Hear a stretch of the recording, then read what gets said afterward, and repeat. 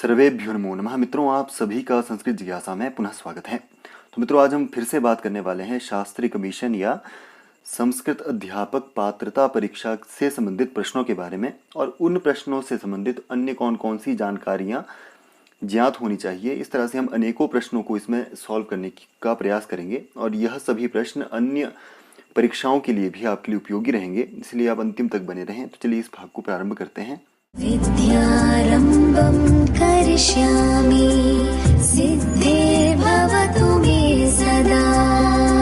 भाग का पहला प्रश्न है, हिरण्यगर्भः इति पदेनाभिधीयते। हिरण्यगर्भ इस पद से जाना जाता है किसको? तो प्रजापति को। तो ऋग्वेद में हिरण्यगर्भ प्रजापति को कहा गया है। यदि हम सृष्टि की आरंभ की बात करें तो सृष्टि के आरंभ में न सत था न असत था, और चारों तरफ अंधेरा ही अंधेरा था, जैसे कि नासदीय सूक्त में भी वर्णन मिलता है। तो उसके आरंभ में एक अंडा उत्पन्न हुआ, जिस अंडे के मध्य से, कैसा अंडा? जज्ज्वाल्यमान, सुवर्ण के समान, सोने के समान चमकता हुआ अंडा, और उस अंडे के मध्य से हिरण्यगर्भ की उत्पत्ति हुई थी। हिरण्य के समान गर्भ जिसका हो, हिरण्य यानी कि सोने के समान गर्भ जिसका हो, इसीलिए इसका नाम हिरण्यगर्भ रखा गया है। तो यह किसको कहा जाता है? प्रजापति को ही कहा जाता है। और इस अंडे के एक भाग से रात, एक भाग से दिन, और मध्य से क्या उत्पन्न हुआ? हिरण्यगर्भ। तो इसमें डी सही उत्तर इसका हो जाएगा। अगला प्रश्न है, विधि भाग रूपेण स्वीक्रियते। तो पहले भी बताया गया है कि वेद किसे कहा जाता है? मंत्र और ब्राह्मण को। मंत्र ब्राह्मणयोर वेद नाम ध्येयम। वेद यदि पद से किन किन ग्रंथों का ग्रहण होगा तो मंत्र भाग का और ब्राह्मण भाग का। मंत्र भाग में हमारी संहिताएं आती है और उनकी शाखाएं सभी मंत्र भाग में आता है, और ब्राह्मण भाग में केवल ब्राह्मण ग्रंथ ही नहीं आते हैं। कौन कौन से आते हैं?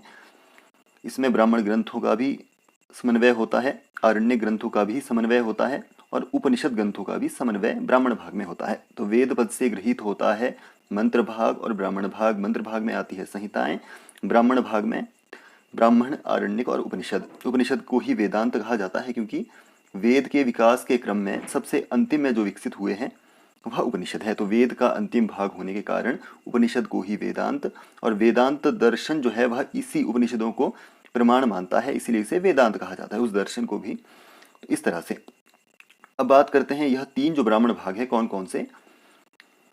ब्राह्मण ग्रंथ, आरण्य ग्रंथ और उपनिषद ग्रंथ। इनमें से ब्राह्मण ग्रंथ, इन्हें क्या माना जाता है? कर्मकांड। आरण्य ग्रंथ को क्या माना जाता है? उपासना कांड। और उपनिषद ग्रंथ को क्या माना जाता है? ज्ञान कांड। तो यह इनके तीन कांड निकल के आ जाते हैं। उपासना कांड किससे कहते हैं? तो आरण्यकों को।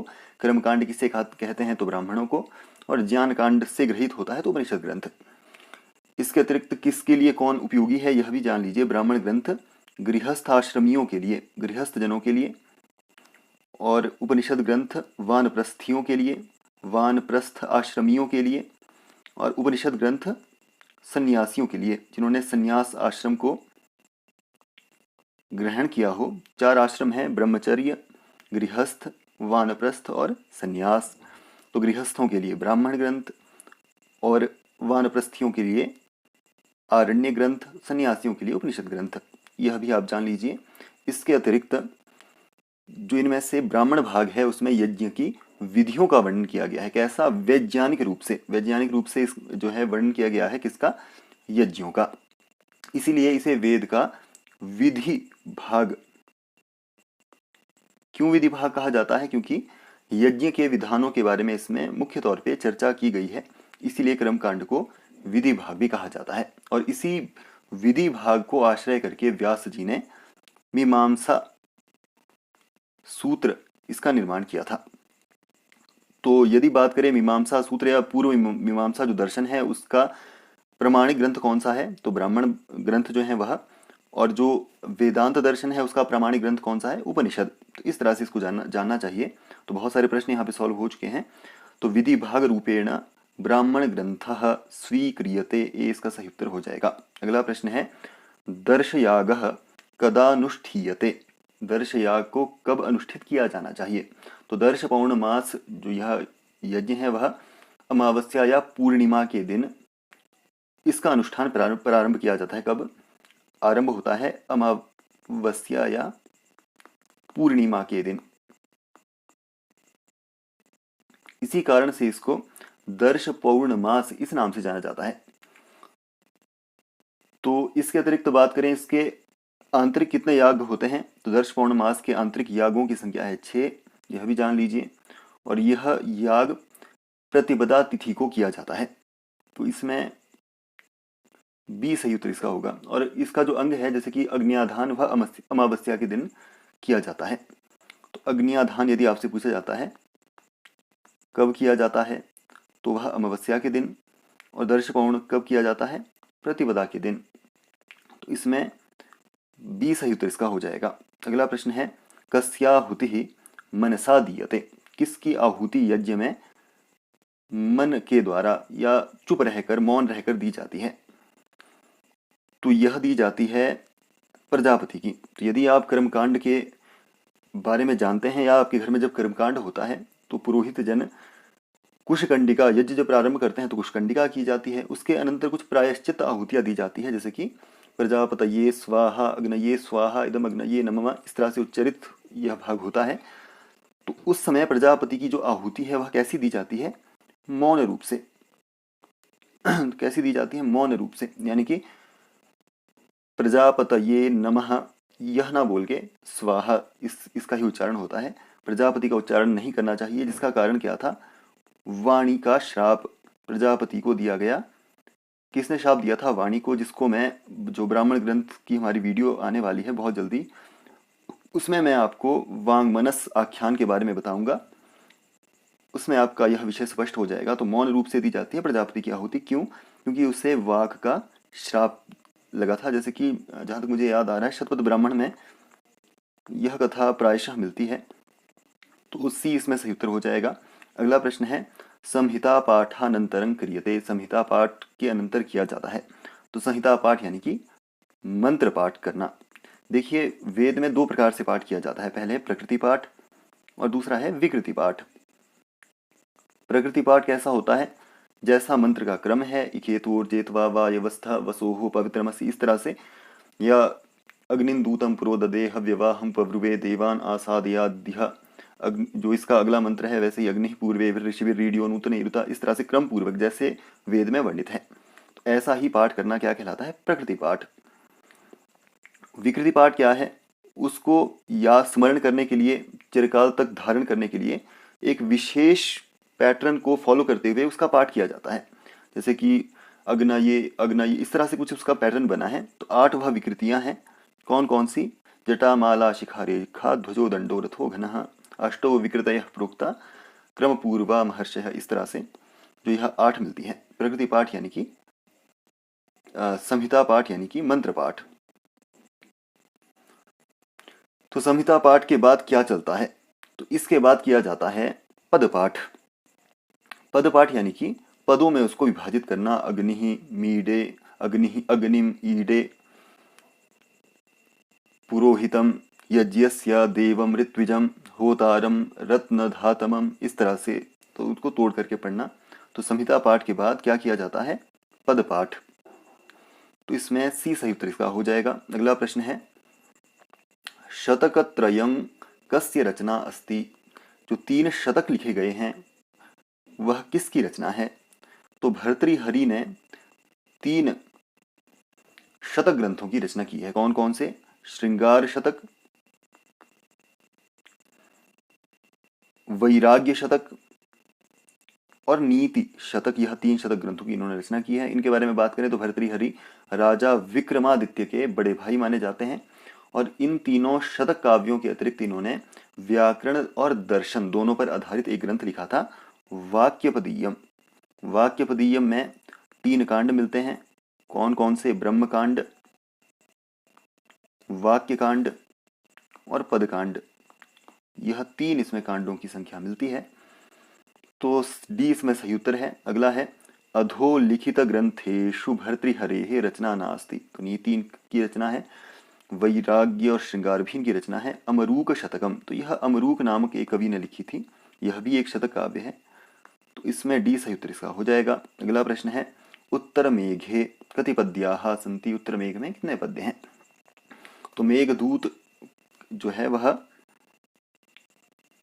संस्कृत साहित्य का पहला दूत काव्य है, पहला प्रश्न। और रचयिता कौन है? तो कालिदास जी है। और इसमें दर्शाया क्या गया है? तो यक्ष के विरह की कथा इसमें दर्शाई गई है। इसके दो भाग हैं, पूर्व मेघ, पूर्व और उत्तर मेघ। पूर्व मेघ में पद्यों की संख्या है 63 और उत्तर मेघ में 52 पद्यों की संख्या है। तो टोटल पद्यों की संख्या कितनी हो जाती है? 115। तो इसमें पूछा गया उत्तर मेघ है, तो इसमें 63 दिया है, तो यही इसका सही उत्तर मानना चाहिए। तो ए इसका सही उत्तर होगा। तो पहले में कितने हैं? 63 और दूसरे में 52। तो यह जरूर याद रखें, 115 टोटल पद्यों की संख्या है। ए इसका सही उत्तर हो जाएगा। अगला है किरातार्जुनीय किरातः कः अस्ति। तो किरातार्जुनीय महाकाव्य है, किसके द्वारा लिखा गया है? तो भारवी के द्वारा लिखा गया है। इसके बारे में मैंने पूरी डिटेलिंग वीडियो आपके सामने रखी है पहले भी। और इसमें किस रस की प्रधानता है? तो वीर रस की प्रधानता है। कितने सर्ग हैं? तो 18 सर्ग हैं। मुख्य नायक कौन है? तो अर्जुन है। और उपनायक, जिसे हम खलनायक की श्रेणी देते हैं, वह किरात वेशधारी शिव। तो किरात वेशधारी कौन है? शिव। तो इसमें सी इसका सही उत्तर होगा। अगला प्रश्न है किरातार्जुनीय युधिष्ठिरस्य गुप्तचरः कः। तो किरातार्जुनीयम जो यह टाइटल है, इसके बारे में अभी मैं एक सूचना दे देता हूँ, क्योंकि बाकी बातें हम पहले कर चुके हैं। कैसे इसका विग्रह होगा? किरातश्च अर्जुनश्च इति किरातार्जुनौ, यह हुआ इसमें द्वंद्व समास, इतरेतर योग द्वंद्व समास। और तौ किरातार्जुनौ अधिकृत्य ग्रंथम किरातार्जुनीयम, यानी कि इन दोनों किरात और अर्जुन को अधिकृत करके जो ग्रंथ लिखा गया है वह है किरातार्जुनीयम। तो किरातार्जुन और छ प्रत्यय हुआ, छ को ईय करके स्वादिकार्य करने पर किरातार्जुनीयम बन जाता है। तो कौन सा प्रत्यय हुआ है? इसमें छ प्रत्यय हुआ है, छ को ई आदेश होगा, सु को अम करके किरातार्जुनीयम बन जाएगा। अब यहाँ पूछा गया है युधिष्ठिरस्य गुप्तचरः कः। तो इसके विषय में सूचना पहले ही सर्ग में मिलती है। युधिष्ठिर जब दुर्योधन के साथ द्यूत क्रीड़ा में सब कुछ पराजित हो जाते हैं और युधिष्ठिर को 12 वर्षों का वनवास और 1 वर्ष का अज्ञातवास मिल चुका होता है, तो उस समय उन्होंने दुर्योधन की प्रजा पालन विषयक जो नीतियां हैं उन पर दृष्टि रखने के लिए एक गुप्तचर को नियुक्त किया था, जिसको किरातार्जुनीय महाकाव्य में वनेचर, वनेचरति इति वनेचरः, वन में जो विचरण करता है, कौन? गुप्तचर। तो यह नाम से संबोधित किया गया है। तो इसमें ए इसका सही उत्तर हो जाएगा। अगला प्रश्न है कः द्युस्थानीयो देवः। तो ऋग्वेद में 33 कोटि के देवता मिलते हैं। कोटि यानी कि पदवी। कोटि यहाँ पे करोड़ नहीं लेना है। लौकिक यदि हम देखें, लोक में हमें क्या सुनने को मिलता है कि जी जो हिंदू हैं उनके तो 33 करोड़ देवता है, करोड़ नहीं कोटि। कोटि यानी कि पदवी, जिनकी 3 मुख्य कैटेगरी हैं। कैसी? जो उनके आधार हैं। जो पृथ्वी पर रहते हैं उन्हें पृथ्वी स्थानीय देवता, अंतरिक्ष में रहने वाले अंतरिक्ष स्थानीय देवता और स्वर्ग में रहने वाले द्यु स्थानीय देवता। और प्रत्येक में 11-11 देवता आते हैं। पृथ्वी स्थानीय देवताओं की संख्या कितनी है? 11। और पृथ्वी स्थानीय देवताओं में मुख्य कौन है? अग्नि। अंतरिक्ष स्थानीय देवताओं में संख्या कितनी है? 11। मुख्य कौन है? इंद्र और वायु। और द्यु स्थानीय देवताओं की संख्या कितनी है? 11। मुख्य कौन है? सूर्य। तो कह द्यु स्थानीयो देवता। इनमें से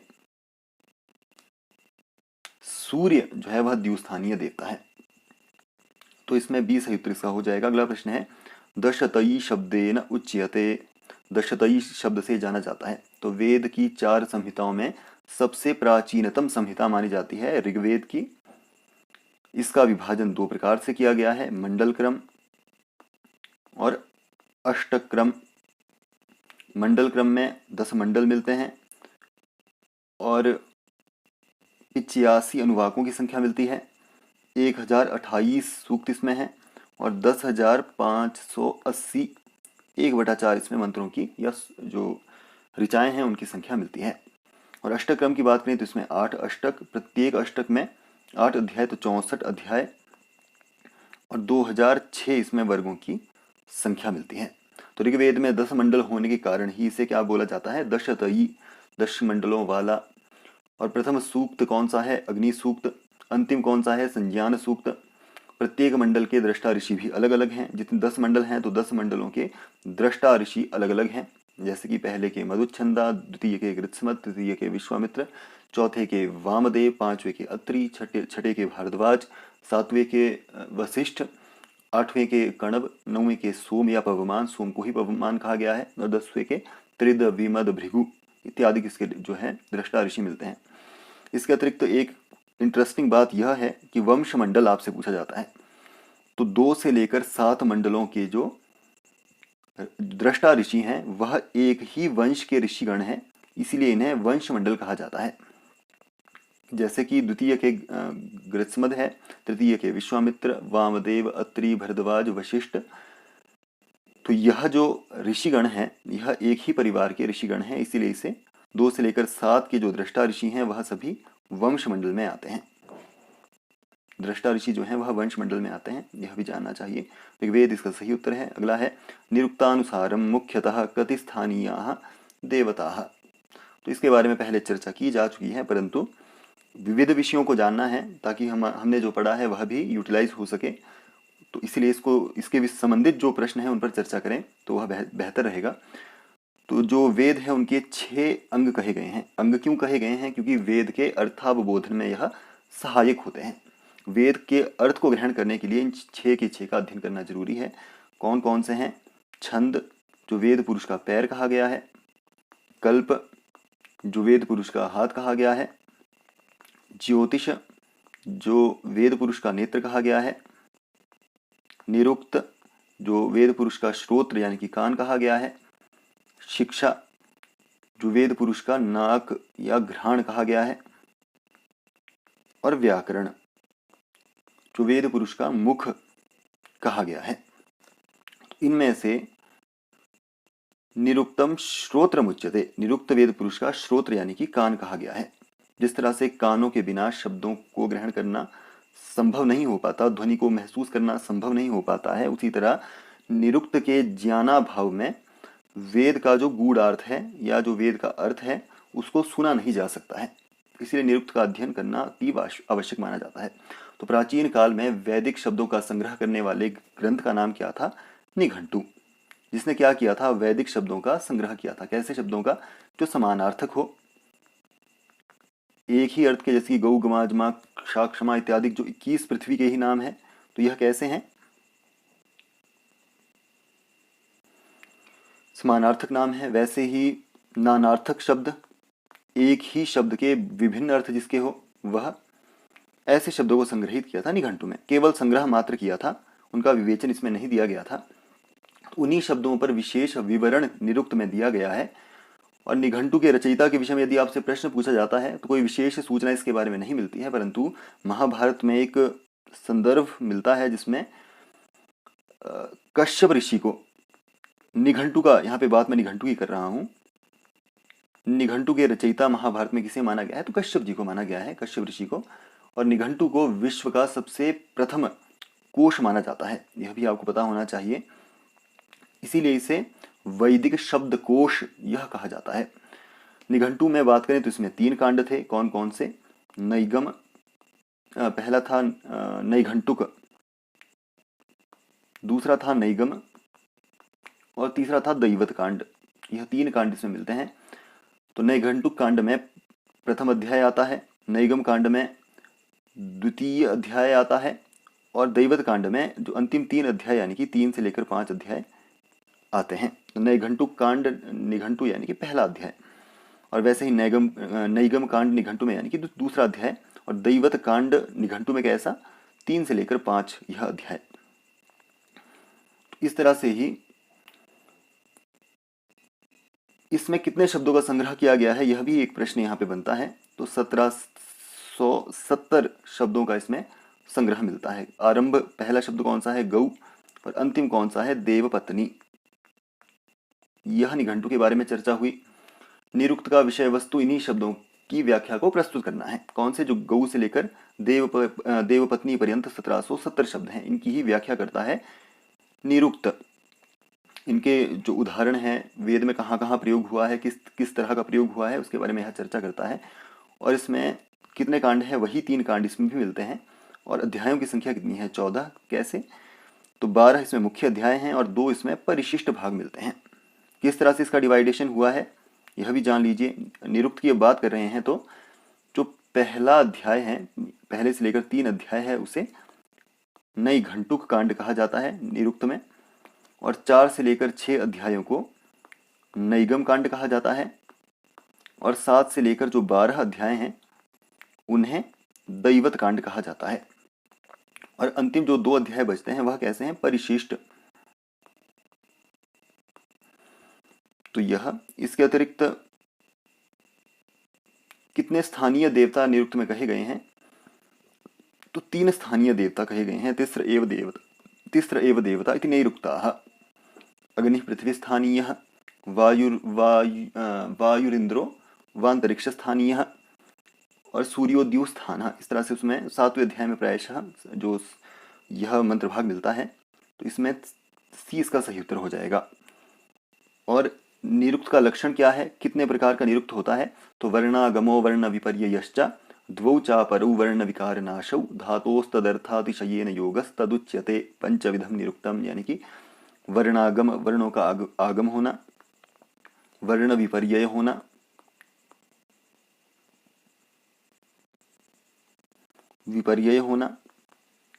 वर्ण विकार होना, वर्ण नाश होना और अनेक अर्थों में धातु का प्रयोग होना।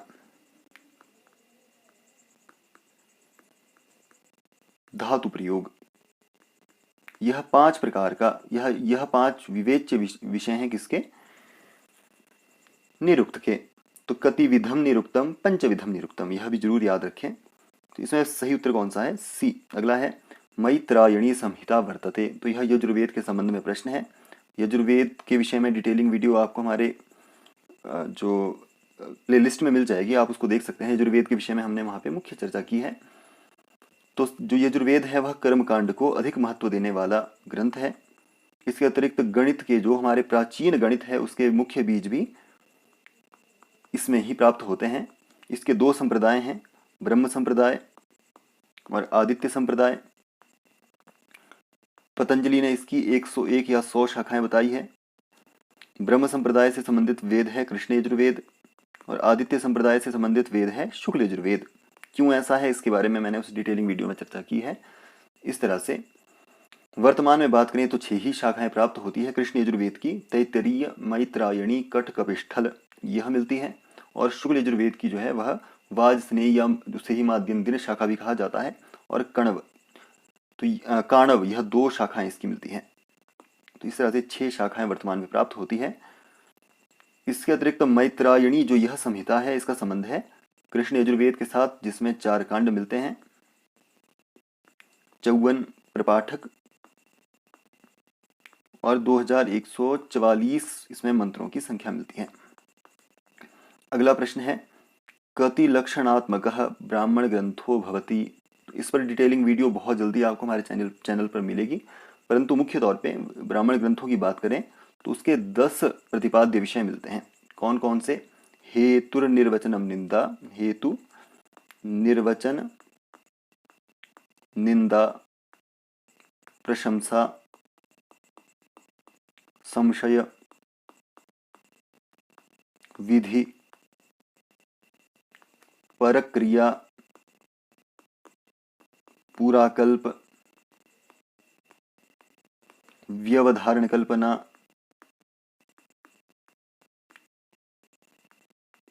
और उपमान।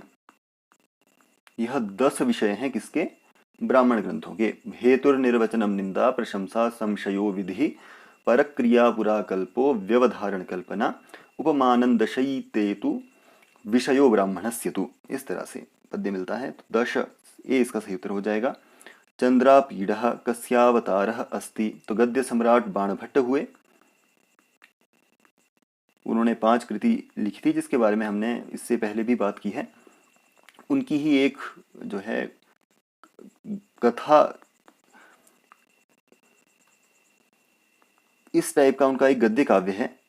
गद्य काव्य के भी आंतरिक विभाग मिलते हैं, जैसे कि गद्य में कथा, आख्यायिका, मुख्य तौर पे जो आज हमें प्रचलित मिलता है, दो इसके मुख्य भेद मिलते हैं। उनमें से गद्य काव्य का ही एक भाग है कथा। तो कादंबरी क्या है? कथा विभाग का गद्य काव्य है, और इसमें दो भाग मिलते हैं। कादंबरी के कितने भाग मिलते हैं? दो भाग मिलते हैं, पूर्व भाग और उत्तर भाग। तो माना जाता है कि पूर्व भाग को ही बाणभट्ट द्वारा लिखा गया था, और जो इसका उत्तर भाग है वह इनके जो पुत्र हुए, कौन? भूषण भट्ट। भूषण भट्ट, या उन्हें ही हम पुलिंद भट्ट के नाम से भी जानते हैं, इन्होंने पूरा किया था। इसमें नायक के 3 जन्मों की कथा वर्णित की गई है। कैसे? तो नायक की बात करें तो वह जो उसका प्रथम जन्म हुआ उसमें वह चंद्रमा हुआ। द्वितीय जन्म की बात करें तो द्वितीय जन्म में वह चंद्रापीड़ हुआ, और जो तृतीय जन्म हुआ वह विदिशा का राजा शूद्रक हुआ। तो यहाँ पूछा गया है शूद्रकः पूर्व जन्मनि कः आसीत्। शूद्रक जो है वह पूर्व जन्म में क्या था? चंद्रापीड़। चंद्रापीड़ के पिता का नाम तारापीड़, यह भी आपको जरूर याद रखना चाहिए। और इसके ही यानी कि शूद्रक की राजसभा में एक शुक, एक तोते का आगमन होता है। उसके भी 3 जन्मों की कथा वर्णित की गई है, जो पहले जन्म में पुंडरीक, द्वितीय जन्म में वैशंपायन, और शूद्रक के जब जन्म हुआ तो उस जन्म में वह शुक। इस तरह से तो आपको पता होना चाहिए चंद्रापीड़ से पहले चंद्रमा, चंद्रापीड़ और शूद्रक, वैसे ही पुंडरीक, वैशंपायन, शुक। इस तरह से आपको क्रम पूर्वक पहला जन्म, द्वितीय जन्म और तृतीय जन्म को याद रखना चाहिए। पूर्व जन्म ने कहा आसीत चंद्रापीड़। इसके अतिरिक्त राजा बनने से पहले चंद्रापीड़ को शुकनास का उपदेश दिया गया था। शुकनास कौन थे? तो तारापीड़ जो चंद्रापीड़ के पिता हैं, उनके मंत्री कौन थे? शुकनास।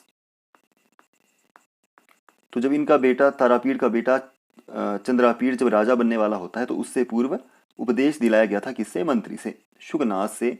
उसे ही शुकनासोपदेश से के नाम से जाना जाता है। बहुत ही गंभीर विषय रहा है हमारी परीक्षाओं के लिए। तो इसमें 20 का सही उत्तर हो जाएगा। अगला है साहित्य संगीत कलाभीन साक्षात पशु पुच्छ विषाणहीन तृणन्न खादन्नपि जीवमान तद्भागधेयम परमं पशूनाम। अत्र छंदा, यहाँ पे कौन सा छंद प्रयोग हुआ है? तो इसमें प्रयुक्त छंद है उपजाति। क्या इसका लक्षण है? अनंतरोदीरिताक्ष्म भाजौ पादौ यदीया उपजातयस्ताः इत्थं किलान्यास्वपि मिश्रितासु वदन्ति जातिष्विदमेव नाम। यानी यदि किसी छंद में इंद्रवज्रा और उपेंद्र वज्रा, इंद्रवज्रा और उपेंद्र वज्रा, इन दोनों के चरणों का मिश्रण लक्षित होता हो, किसी भी जो चरण है उसमें यदि ऐसा मिश्रण मिलता है तो वहां पे उपजाति नाम का छंद होता है। तो ए इसका सही उत्तर हो जाएगा। अगला है विपदी धैर्यमथाभ्युदये क्षम सदसि वाक्पटुता युधि विक्रमः। अत्र छंदः अस्ति। तो आप समझ ही गए होंगे कि यहाँ पे द्रुत विलंबित इस छंद का प्रयोग हुआ है। क्या लक्षण है? द्रुत विलंबित माहन भूभरौ, जिसके प्रत्येक चरण में क्रमशः नगण, भगण, भगण और रगण यह मिलते हो, और यदि 12 वर्णों के बाद होती हो तो वहां पे द्रुत विलंबित छंद होता है। कितने इसमें टोटल वर्ण हो जाएंगे? 48 इसमें टोटल वर्णों की संख्या है। प्रत्येक पाद में 12 वर्ण। विपदी धैर्यमथाभ्युदये क्षमा, इस तरह से। तो यहाँ पे 20 का सही उत्तर हो जाएगा। अगला है अयि कठोर यशः किल ते प्रियम किम यशो ननु घोरमतः परम। उत्तर रामचरिते कस्य कथनमस्ति। उत्तर रामचरितम में यह किसकी उक्ति है? तो यह पंक्ति रूपकार भवभूति के उत्तर रामचरितम उससे उद्धृत की गई है। भर्तृहरि जो भवभूति की बात करें तो उन्होंने 3 रूपकों की रचना की थी, 3 नाट्य ग्रंथों की रचना की थी। महावीर चरितम, मालती माधवम जो एक प्रकरण ग्रंथ है और उत्तर रामचरितम, यह दोनों क्या है, नाटक ग्रंथ। तो उनका एक प्रकरण ग्रंथ भी है, कौन सा, मालती माधवम। यह क्या था, प्रकरण। और दोनों जो बचते हैं महावीर चरितम और उत्तर रामचरितम, यह दो इनके नाट्य ग्रंथ हैं। तो उत्तर रामचरितम में रामायण के उत्तरकांड की कथा को बहुत ही चमत्कारी रूप से भवभूति ने प्रस्तुत किया है। इसके अतिरिक्त उत्तर रामचरितम की बात करें तो उसमें अंकों की संख्या 7 है। प्रत्येक अंकों के नाम भी आपको याद होने चाहिए। पहले का नाम है चित्र दर्शनम, दूसरे का है पंचवटी प्रवेश, तीसरे का नाम है छाया अंक,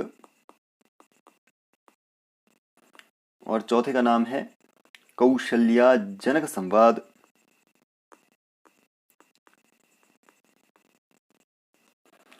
और पंचम का है कुमार विक्रम, और छठे का है कुमार प्रत्यभिधानम, कुमार प्रत्यभिधान, और अंतिम का है सम्मेलन।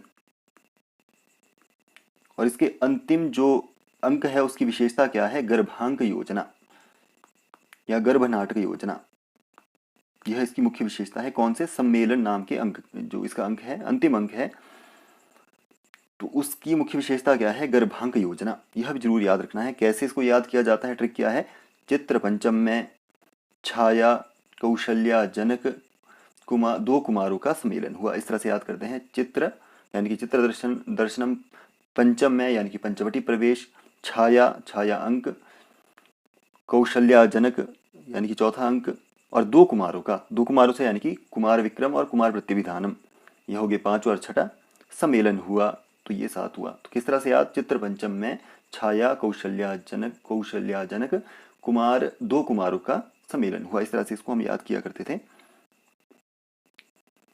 अब इस पंक्ति पर चलते हैं। तो यह ली गई है तृतीय अंक से। कौन से अंक से ली गई है, तृतीय अंक से। क्या संवाद है, तो प्रारंभ में तमसा मुरला, इन दो नदियों का संवाद प्रारंभ होता है, जिसमें पता चलता है कि मुरला गोदावरी से अगस्त्य पत्नी लोपामुद्रा का संदेश कहने आई होती है कि सीता के वियोग से जो अत्यंत दुर्बल हो चुके हैं, कौन, राम, वह अगस्त्य जी के आश्रम से लौटकर पंचवटी पहुंचेंगे और वहां वनवास काल में सीता के संग जो उन्होंने दिन बिताए हैं उसको स्मरण करके वह अत्यंत ही दुखी हो जाएंगे। इसलिए गोदावरी तुम उन्हें संभालना, इस तरह से यह जो संदेश है यह कहने के लिए आई होती है। तो राम जी का आगमन कहाँ होता है, दंडकारण्य में हुआ होता है। क्यों, क्योंकि वह शंभूक एक दैत्य है, उसके वध के लिए आए होते हैं। तो उसके वध के अनंतर राम जी जो है वह सीता जी का, जो इसके बाद का संवाद वहाँ दिखाया जाता है कि राम जी द्वारा सीता जी का जो परित्याग कर दिया गया था, उसके बाद लक्ष्मण जी वहाँ से वापस आ जाते हैं और सीता उस समय क्या थी, गर्भिणी थी, उसके प्रसव में बच्चे थे और प्रसव वेदना के कारण वह गंगा जी में कूद पड़ी थी। तो उसी जल में उनके 2 पुत्र हुए थे, कौन कौन से, लव और कुश। तो इनके दूध छूटते ही उन दोनों बालकों को वह वाल्मीकि जी के आश्रम में छोड़ के आ गई थी। तो उस दिन से उन दोनों, जो उस दिन जिस दिन वह पंचवटी में प्रवेश करने वाले होते हैं, कौन, राम जी, उस दिन उन दोनों बच्चों की 12वीं वर्षगांठ थी, 12वां जन्मदिन था। और माँ गंगा ने सीता जी को अपनी दिव्य शक्ति से अदृश्य बनाकर राम जी की रक्षा करने के लिए तमसा के साथ पंचवटी में भेजा हुआ होता है। कैसा, अदृश्य, छाया के रूप में, यानी कि वह सबको देख सकते हैं राम जी को, परंतु उन्हें कोई नहीं देख सकता, इस तरह से। तो वहाँ सीता जी जो अदृश्य हैं वह सब कुछ सुन पा रही है, परंतु न तो वह जो वहाँ पे हो रहा है उसको देख पा रही है, और न ही वह मन ही मन वह अत्यंत दुखी है, ऐसा वहाँ का भाव है। तो राम जी का प्रवेश पंचवटी में होता है, परंतु सीता जी के साथ जो उनका सहवास या जो वह दिन वहाँ पे व्यतीत हुए थे, उनको स्मरण करके राम जी क्या हो जाते हैं, मूर्छित हो जाते हैं। तो सीता जी क्या करती हैं, अपने स्पर्श से उन्हें सचेतन करती हैं। तो सीता जी का स्पर्श उन्हें महसूस होता है, किसको, राम जी को, परंतु वह अदृश्य होती है, उनको देख नहीं जो राम जी उन्हें देख नहीं पाते हैं, केवल अनुभव कर पाते हैं कि यहाँ कहीं आसपास सीता है। तो इस तरह का प्रेम जो माँ सीता और राम जी का उसमें दर्शाया गया है। तो राम जी की भेंट वहाँ पे वन देवता से भी होती है। उस वन देवता का नाम क्या होता है, वासंती, जो कि जब वनवास काल में वहाँ पे सीता जी की क्या होती थी, सहेली हुआ करती थी। तो वासंती और राम जी का संवाद चल रहा होता है और वह सीता के परित्याग के विषय में राम जी पर आक्षेप करते हुए पूछती है कि अयि कठोर यशः किल ते प्रियम किम यशो ननु घोरमतः परम किम भवद् विपिने हरिणी दृशः कथय नाथ कथम बत मन्यसे। तो क्या कहती है वन देवता या जो वासंती है, यानी कि हे कठोर कठोर मनुष्य, तुम्हें जो यह यश है वह प्यारा है, जो और तुम्हारी ऐसी जो प्रसिद्धि है उसे तुम कैसे देखते हो, क्योंकि जो यश तुमने कमाया है अपनी प्रसिद्धि के कारण वह यश नहीं अपयश हुआ। और ऐसा अपयश का क्या ही होगा जो वन में मृग के समान आंखों वाली सीता का परित्याग कर दे। तो उस सीता का क्या हुआ हे राम, उस सीता का क्या हुआ, कैसे आप इसको समझते हैं। तो यह उसका भाव यहाँ पे होता है, इसलिए वह बोलती है कथयनाथ कथम बत मन्यते। तो आप खेद है यहाँ पर, बोलो ऐसा कैसे आप कर सकते हैं। यह उसका मुख्य भाव होता है, कैसे अपनी उस मृग के समान आंखों वाली पत्नी का आप परित्याग कर सकते हैं, जबकि वह गर्भधारिणी थी, तो इस रूप में आप उनका परित्याग कर देते हैं, तो आपका कैसा यश वहां पे आपको प्राप्त हुआ। तो इस तरह से वह आक्षेप करती है किस पर, राम जी पर, वन देवता। तो इसमें ए इसका सही उत्तर हो जाएगा। अगला प्रश्न है देवासह इति प्रयोग। तो यह छांदस प्रयोग है, क्योंकि लौकिक व्याकरण में हम ऐसा प्रयोग नहीं देखते हैं। तो यदि देव शब्द को देखें तो देव शब्द क्या है, अकारांत शब्द है, अकार इसके अंत में है, इसलिए इसको अकारांत शब्द कहेंगे। और शब्द कैसे चलेगा, रामवत चलेगा। परंतु वेद में देवासह यह भी एक प्रयोग मिलता है, तो इसलिए यह छांदस ऐसा प्रयोग माना जाएगा, वेद में ही प्रयुक्त होता है। अगला है एषु प्राचीन वेद भाष्यकारो न वर्तते। तो इनमें से सायण, स्कंद स्वामी और गुण विष्णु, यह तीनों ही प्राचीन भाष्यकार हैं। सायण ने सभी संहिताओं पर, कुछ ब्राह्मण ग्रंथों पे, कुछ आरण्य ग्रंथों पर भाष्य दिया है। स्कंद स्वामी की बात करें तो स्कंद स्वामी ऋग्वेद के प्राचीन भाष्यकार हुए हैं। सबसे प्राचीनतम भाष्यकार कौन है ऋग्वेद के, स्कंद स्वामी को ही माना जाता है। और गुण विष्णु ने सामवेद पर अपना भाष्य दिया है, कैसा, प्राचीनतर भाष्य। परंतु इनमें से जो अरविंद वह कैसे हैं, अर्वाचीन भाष्यकार हैं। तो सी इसका सही उत्तर होगा। अरविंद के बारे में हमें जानना बहुत ही जरूरी है। तो अरविंद का पूरा नाम क्या था, अरविंद घोष, और इनका जन्म हुआ था 15 अगस्त 1872 में। कहाँ पे इनका जन्म हुआ था, कलकत्ता में। इनके पिता व्यवसायिक रूप से या पेशे से वह डॉक्टर थे, जिनका नाम था कृष्ण धन घोष। जब यह मात्र 7 साल के थे तो उस आयु में ही इनको पढ़ने के लिए इंग्लैंड इनके पिता ने भेज दिया था। और जब यह 18 साल के हुए तो इन्होंने ICS नाम की परीक्षा उत्तीर्ण की थी। इसके अतिरिक्त इन्होंने अंग्रेजी, जार्मनिक, फ्रेंच, ग्रीन, इटालियन आदि भाषाओं का भी अध्ययन किया था। और यह देशभक्ति से प्रेरित व्यक्ति थे, इसीलिए राष्ट्र सेवा के कार्य में उसके बाद वह संलग्न हो गए। इन्होंने भारतीय अनेक विषयों पर अपने विचार प्रस्तुत किए हैं, जैसे कि इनका ग्रंथ है लेटर्स ऑन योगा, यह इनका ग्रंथ है। योग समन्वय, इसके अतिरिक्त यौगिक साधन, इसके अतिरिक्त बात करें तो सावित्री, दमदर, वंदे मातरम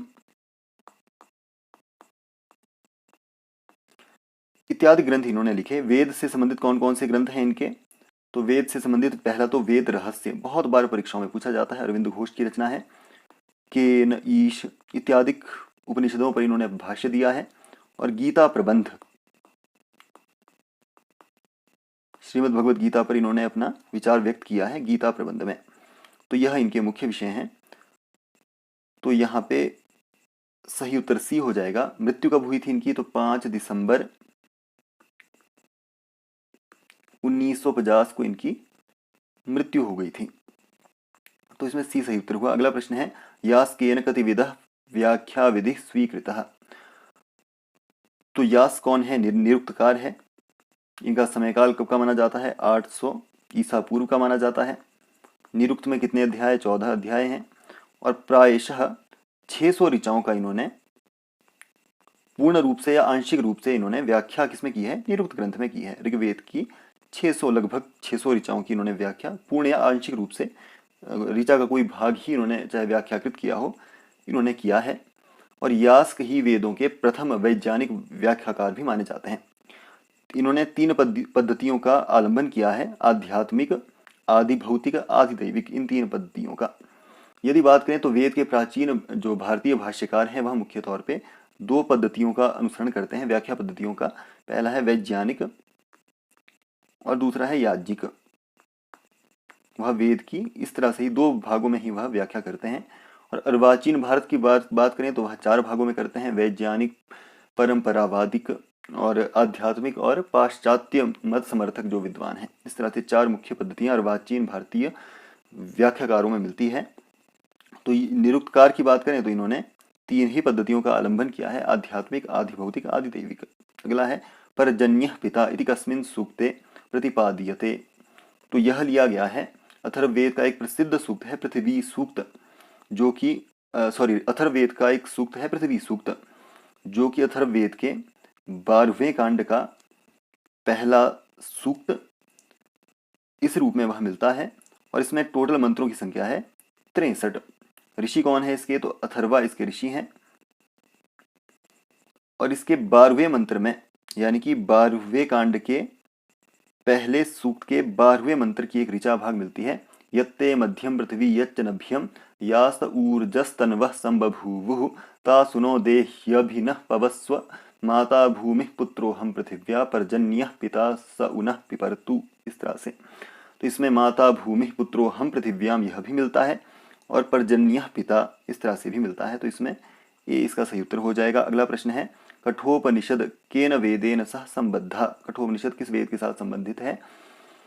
तो कृष्ण यजुर्वेद से संबंधित 4 उपनिषद ग्रंथ मिलते हैं, कठ, तैत्तिरीय, श्वेताश्वतरोपनिषद और मैत्रायणी। यह 4 उपनिषद मिलते हैं किससे? कृष्ण यजुर्वेद से संबंधित। इनमें से एक है कठोपनिषद। इसका संबंध किससे है? और जो कृष्ण यजुर्वेद है उसकी कठ शाखा से यह संबंधित है। और इसमें अध्याय 2 मिलते हैं। प्रत्येक अध्याय में 3 वल्लियां मिलती है। पहले अध्याय में 3 वल्ली और दूसरे अध्याय में भी 3 वल्ली, यानी कि वल्लियों की संख्या टोटल 6 है। तो इसमें वाजश्रवा के पुत्र, अरुणी के पुत्र, तो वाजश्रवा इसका पुत्र कौन हुआ? अरुणी। और इसका पुत्र कौन है? नचिकेता। इस नचिकेता और यम इन दोनों के संवाद के विषय में इनका संवाद इसमें वर्णित मिलता है। किसका? यम और नचिकेता का संवाद किसमें मिलता है? कठोपनिषद में मिलता है। इसके बारे में हम पूरा कठोपनिषद आपके सामने प्रस्तुत करेंगे कुछ समय में। कुछ मुख्य इसकी पंक्तियां हैं, जैसे कि नवित्तेन तर्पणीयो मनुष्य किसमें है? कठोपनिषद में। उत्तिष्ठत जाग्रत पराप्य वरान निबोधत कठोपनिषद में है। अंगुष्ठ मात्र पुरुषः मध्य आत्मनितिष्ठति यह भी कठोपनिषद में है। अणोरणीयान महतो महीयान यह भी। अजो नित्य शाश्वतोयम पुराणो न हन्यते हन्यमाने शरीरे यह भी कठोपनिषद में मिलता है। तो इसका संबंध हुआ बी यानी कि कृष्ण यजुर्वेद से। तो आज के भाग में इतना ही। उम्मीद करता हूँ आपको यह भाग हमारा पसंद आया है। और यदि आपको पसंद आया है तो आप मित्रों के साथ इसको शेयर करें। चैनल आपको इंपॉर्टेंट लगता है तो उसको सब्सक्राइब करें। मिलते हैं अगले भाग में, तब तक के लिए नमस्कार।